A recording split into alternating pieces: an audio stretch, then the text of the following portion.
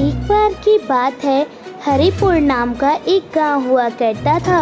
उस गांव में एक बहुत ही सुंदर घर हुआ करता था।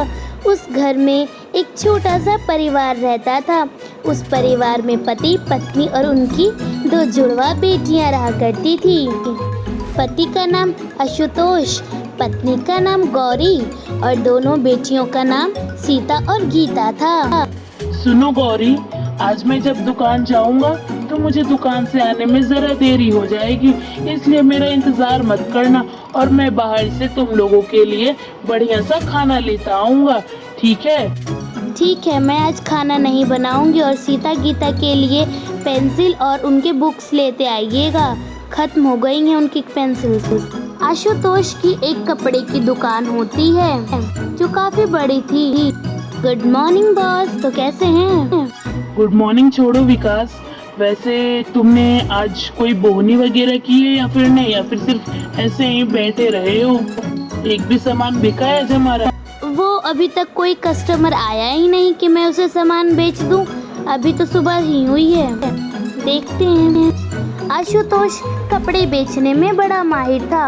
वह ग्राहकों से मक्खन लगा लगा कर अपना सामान बेचा करता था। एक बार एक महिला ग्राहक आती है आशुतोष की दुकान पर। आशुतोष उसे भी मक्खन लगाना शुरू कर देता है। महिला कहती है, भैया बनारसी साड़ी दिखाना, एकदम टिकाऊ और कम पैसे वाली। बहन जी, हम तो आपको हमेशा की तरह इस बार भी कपड़े अच्छे ही दिखाएंगे और टिकाऊ भी। विकास जा साड़ी लेकर आ। जी बॉस, मैं भी लेकर आता हूँ साड़ी। विकास साड़ी लाने के लिए दूसरे कमरे में जाता है। झटपट से चटकती लाल रंग की साड़ी लेकर आता है। इन पर ये साड़ी बड़ी जचेगी। विकास इतनी बातें कहकर अपनी जगह पर जाकर फिर से वहीं खड़ा हो जाता है। बहन जी देखिए, ये लाल साड़ी कैसी लग रही है? एकदम मक्खन की तरह मुलायम है।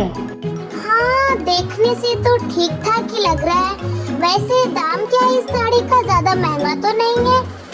और देखिए तो भला धागे निकले हैं। कैसी बात कर रही है बहन जी, हम तो आपको सस्ता ही देंगे। हम दूसरे के लिए 2000 में देते हैं, आपके लिए हम 1500 लगा देते हैं। ये तो बस सिलाई का धागा निकला है, हम इसे काट कर निकलवा देंगे।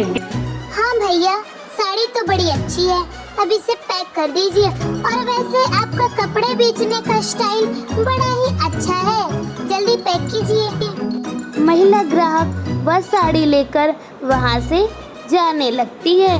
साड़ी ले जाने के बाद बॉस कहता है, देखा विकास, कैसे ग्राहकों के सामने कपड़े बेचने चाहिए, हमेशा उनके सामने कपड़ों की तारीफ करनी चाहिए।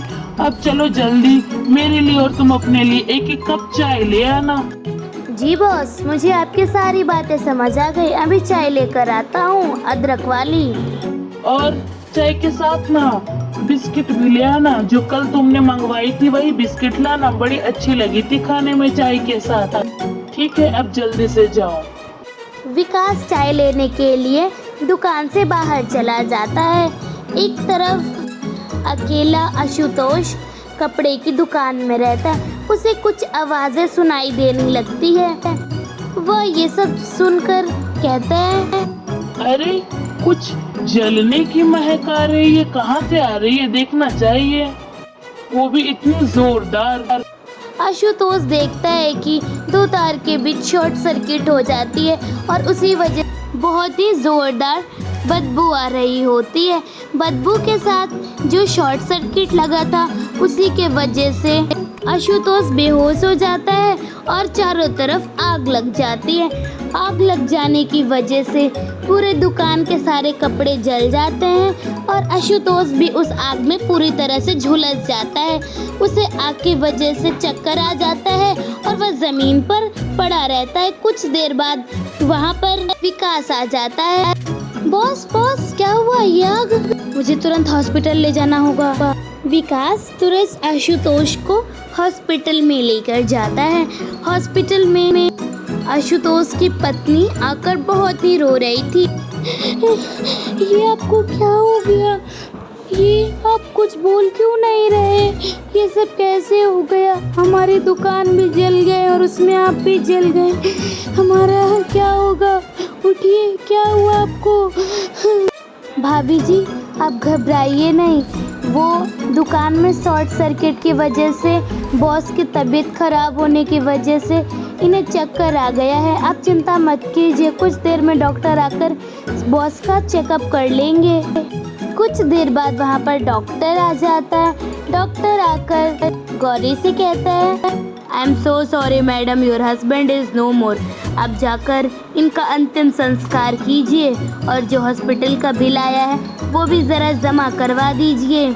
आपके पति की पूरी बॉडी आग में झुलस गई है, इसी वजह से इनकी हत्या हो गई है। अब मैं चलता हूँ। डॉक्टर ये सारी बातें कहकर वहाँ से चला जाता है। दूसरी तरफ गौरी पूरी तरह से टूट जाती है। आप मुझे छोड़कर क्यों चले गए? सीता गीता का क्या होगा? आपने उनके बारे में कुछ सोचा नहीं? क्यों आप चले गए? मेरा क्या होगा? हम कैसे जिएंगे? ये सारी बातें कर कर गौरी बहुत ही ज़ोर ज़ोर से रोने लगती है। वह घुटनों के बल बैठ जाती है और गौरी के आंसू तो रुक ही नहीं रहे थे। वह अपने घुटनों पर बैठकर भी लगातार रोए जा रही थी। भाभी जी, अब हमें बॉस का अंतिम संस्कार तो करना पड़ेगा। चलिए इनका अंतिम संस्कार कर देते हैं, फिर मैं उसी तरह से अपना गांव भी चला जाऊंगा। चलिए जल्दी उठिए, रोइए नहीं। सभी लोग मिलकर आशुतोष का अंतिम संस्कार करते हैं, लेकिन सीता गीता को तो कुछ पल्ले ही नहीं पड़ रहा था। उसे तो कुछ समझ नहीं आ रहा था कि ये क्या हो रहा है। वे दोनों तो निश्चिंत थी। अंतिम संस्कार खत्म हो जाता है। गौरी अब पूरी तरह से टूट जाती है और वह अपने घर में आकर बहुत ही उदास रहने लगती है। उनकी बड़ी बेटी गीता कहती है, माँ चलो ना बॉल खेलने चलते हैं। बहुत दिनों से मैंने बॉल नहीं खेला, वो भी आपके साथ। नहीं बेटा, जाओ तुम दोनों आपस में खेलो, मेरा खेलने का मन नहीं है। माँ आपको जरूर कुछ हुआ है, वरना आप हमारे साथ हमेशा खेलती हैं। क्या हुआ है आप मुझे बताइए ना, मैं कुछ न कुछ हल निकालूंगी। बताइए ना माँ। कुछ नहीं हुआ है बेटा, कुछ नहीं हुआ। चलो मैं तुम्हारे साथ बॉल खेलती हूँ। गौरी फुटबॉल खेलने के लिए राजी हो जाती है। अब वो मासूम बच्चियों को क्या बताए कि उनके पिता की मृत्यु हो गई है। माँ बॉल आपके पास है तो सबसे पहले आप धक्का मारो उसे, मेरी तरफ फेंको बॉल को। गौरी एक किक मारती है, बॉल उड़ती हुई दूसरी तरफ जाती है। ओहो, बॉल तो उड़ गई, मैं लेकर आती हूँ, ठीक है? नहीं बेटा, तुम मत जाओ, मैं बॉल लेकर आती हूँ। तुम्हें वरना कोई जानवर काट ले। मैं बस 2 मिनट में आ रही हूँ। सीता जिद्दी कर कर वहाँ से बॉल लाने के लिए आगे बढ़ती है। वह जैसे ही बॉल लाने जाती है, एक आवाज आने लगती है, माँ बचाओ बचाओ, माँ माँ। अरे ये सीता की आवाज, लगता है सीता कोई मुसीबत में। चलो गीता। गौरी गीता को लेकर आगे बढ़ती है। वह आगे आकर देखती है तो वहाँ पर एक कुआं होता है। वे दोनों कुएं के पास जाकर देखती है। गीता के पैर फिसलने की वजह से वो भी कुएं में गिर जाती है। वह कुएं में गिर जाती है जहाँ पर सीता गीता दोनों होती हैं। हम लोग कुएं में गिर गए, माँ बचाओ मुझे, बचाओ। गीता ये बात कह ही रही होती है, तभी वे दोनों वहाँ से अचानक गायब हो जाते हैं। गायब हो जाने के बाद गौरी को कुछ समझ नहीं आता है। वो भी कुएं में जाकर कूद जाती है। वह कुएं में जाकर वह पानी के पास पहुँचती है।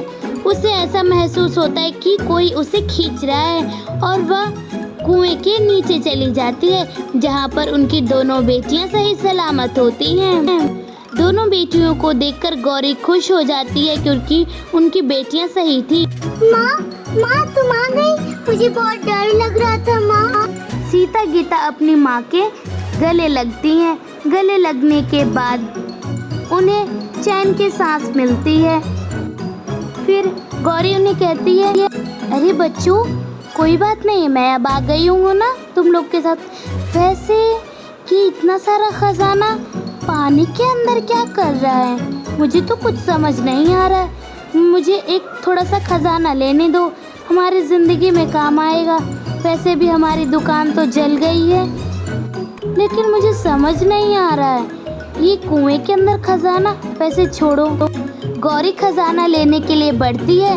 वह एक खजाने की पेटी उठाती है। पेटी उठाने के साथ वे दोनों वहाँ से गायब हो जाती हैं।